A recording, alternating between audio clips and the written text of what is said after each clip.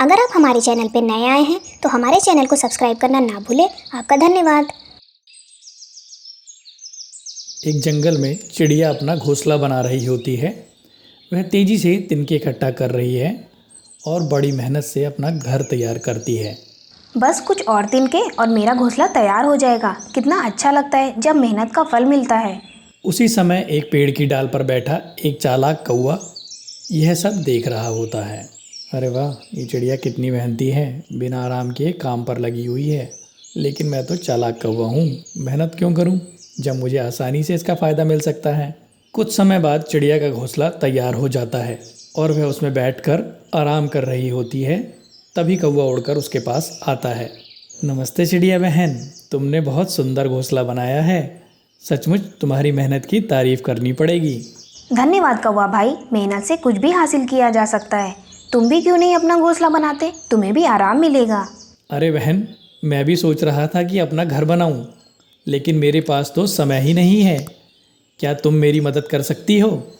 वैसे भी तुम्हारे पास इतनी कुशलता है, तुम जल्दी से मेरा घोंसला बना दोगी।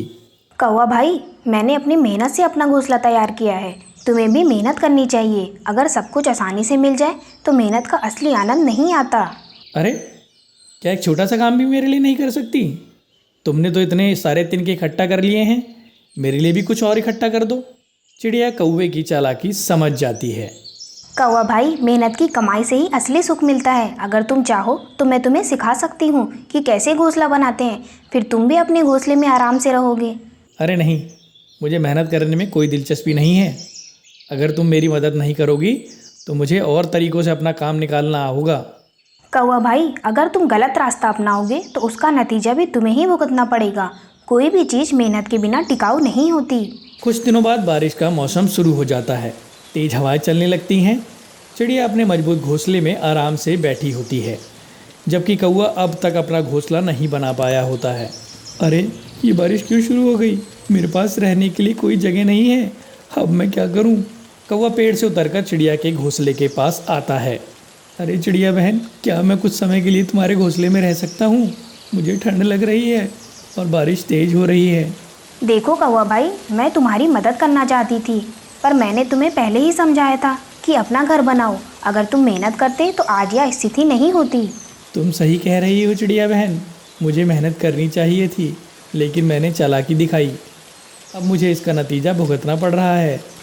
ठीक है कौवा भाई, तुम कुछ समय के लिए मेरे घोंसले में रह सकते हो, पर इस बार तुमसे एक वादा चाहिए। अगली बार तुम अपना घर खुद बनाओगे। मेहनत से जो मिलता है वो हमेशा टिकता है।